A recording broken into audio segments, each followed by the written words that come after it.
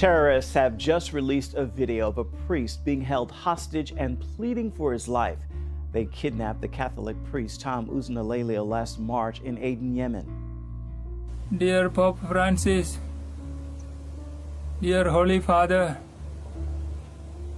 as a father, please take care of my life. I am very much depressed. My health is deteriorating. I may need hospitalization soon. Please come to my help quickly. Indian officials told church leaders in the father's hometown of Kerala they are doing everything possible to get him out. WikiLeaks founder Julian Assange has insisted that the leaked Democratic Party materials published by the whistleblower website did not come from the Russian government. Friday's report from the US intelligence body accused President Putin of ordering computer hackers to feed WikiLeaks stolen files that ultimately harmed Hillary Clinton's campaign. Assange said in an online statement that the report lacks evidence and is designed for political effect. US intelligence agencies had suggested that Putin manipulated the US election to favor a Donald Trump victory. A transgendered person is suing a Catholic hospital in New Jersey to force doctors to perform surgery as part of her gender change. Gianni Conforti wants to have a hysterectomy, but St. Joseph's Regional Medical Center in Paterson says performing the surgery would violate its religious rights. The hospital follows ethical and religious directives from the U.S. Conference of Catholic Bishops, and those directives say procedures judged morally wrong by the church do not have to be performed. Sentenced to die. The final verdict is in for Dylan Roof, who gunned down 9 people inside a Charleston church. Roof will go to death row.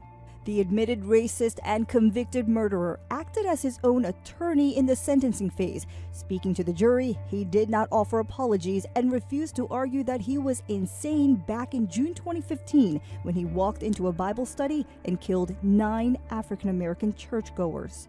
He told jurors, "There is nothing wrong with me psychologically." Many of the victims' families walked out in disgust. Prosecutors asked for the death penalty, pointing to a jailhouse journal Roof wrote 6 weeks after the murders, quote, "I have not shed a tear for the innocent people I killed." The United States has added a son of al-Qaeda founder Osama bin Laden to its counterterrorism blacklist.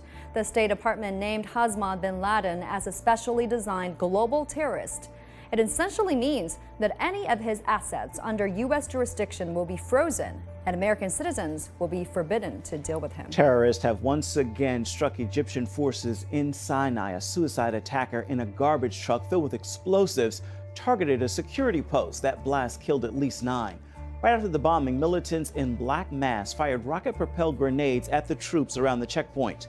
The onslaught bore all the hallmarks of the Islamic State in Egypt, which has carried out scores of similar attacks in the Sinai Peninsula. It's a sign of the times.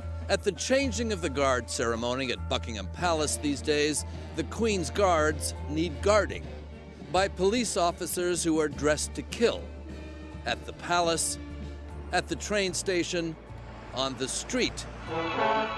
Things have come a long way from the way they used to be. The British policeman does not carry a gun. A truncheon is his only weapon of defense. Not anymore. At least not for about 10% of the force now trained to carry arms, a number the government wants to increase. Which is why Ken Marsh of the Police Officers Federation is polling its members on whether they want to carry guns. I think the danger's very clear. If we carry guns, then those out there will carry guns and be more likely to use them. Yet recent truck attacks on the outdoor market in Germany, and before that in France, showed that police with guns can stop terrorists, if in both cases, not soon enough. Britain too has endured its own terror attacks, producing their own outcry for more protection.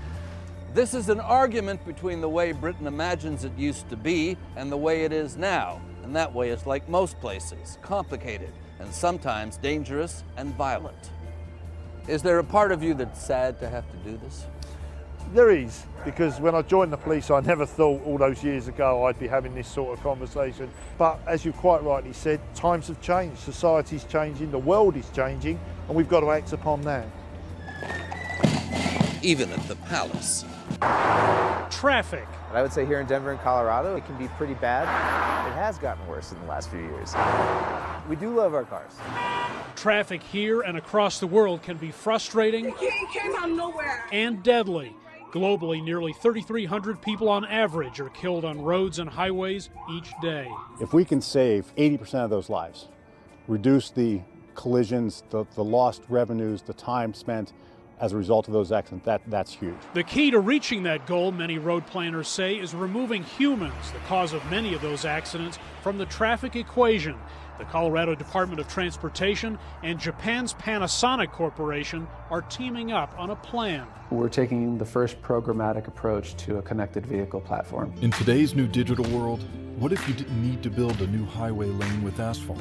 What if all you needed was data? A new smart highway system will allow cars to receive real-time cellular, radio, and roadway sensor data, as well as share information with each other about traffic conditions. The goal is a smoother flow of cars and trucks, less erratic driving, fewer crashes, much less stop-and-go traffic.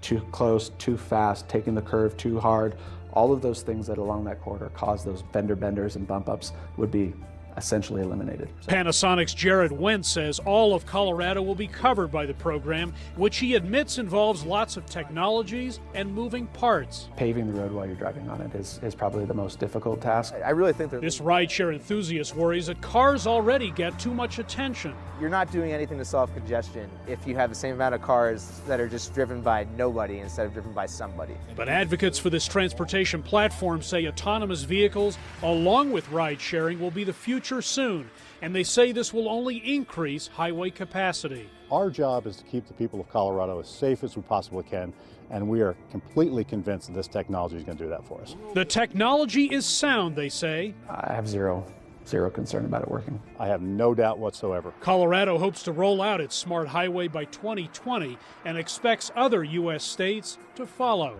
Hendrik Sabrandi, CGTN, Denver. Speaker of the House Paul Ryan says defunding Planned Parenthood will be a priority this year. He made the promise after the release of a House investigative report on the abortion giant selling baby body parts for profit. Pro-life activist Dr. Alveda King says the report's call to regulate the industry is long overdue.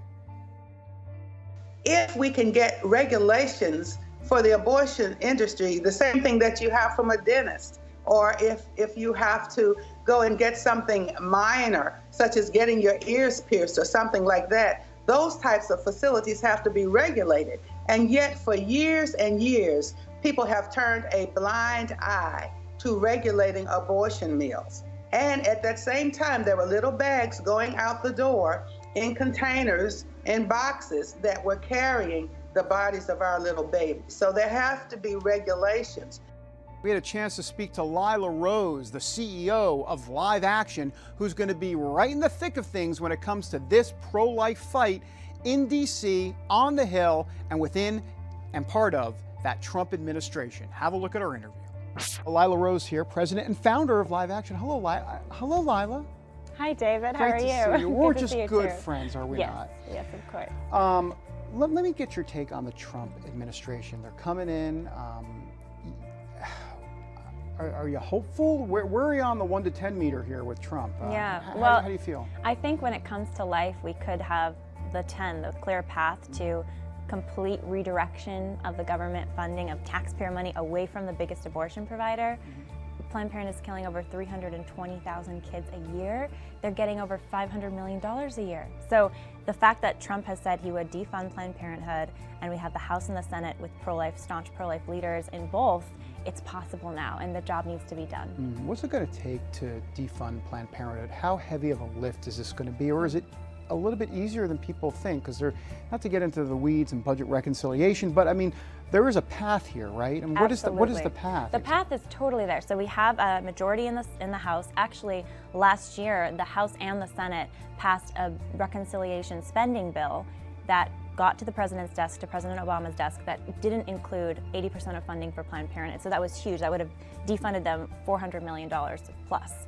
And that they need to do that again. So the path is more clear than it's ever been. There's no reason they can't do it, David. Trump campaigned on it. Many of the folks in the Senate and the House campaigned on it, and it's something that the American people want so badly because we don't want taxpayer funding going towards abortion. So the fight is actually going to be, I believe, in the court of public opinion and educating Americans about what's happening. You know, I knew you were going to say education because information is key to all of this. And what does the Trump staff, if you will, the administration, need to understand? What's the 1 or 2 key ingredients of information that they need to understand to make sure that this can be won in the court of public opinion? It's a great question. And I think some of the folks surrounding Trump already get it, like Kellyanne Conway gets it, Mike Pence gets it on abortion.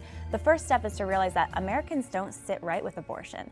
And to further draw that out, explain what the abortion procedure actually does to the child, explain how the abortion is not empowering to women, how it's against the woman, and to have candid discussions about the extremism of groups like Planned Parenthood, as Hillary Clinton was extreme on abortion through all 9 months. So that's part 1. And then part 2 is showing how Planned Parenthood is not about health care. They're not about women's health care. It's the biggest lie since the tobacco industry said tobacco was healthy.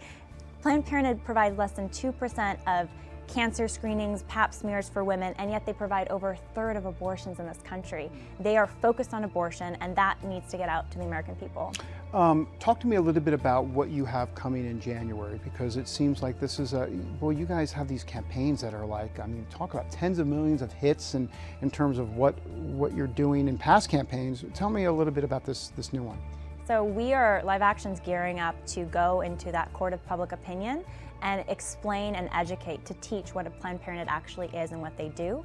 So we have a mini docu-series that we will be launching in late January, and it will be exposing through undercover investigative footage, through the testimonies of ex-Planned Parenthood workers and clients, exposing that Planned Parenthood is focused myopically on abortion, on the horrific practice of abortion, killing children, telling women that this is the best path.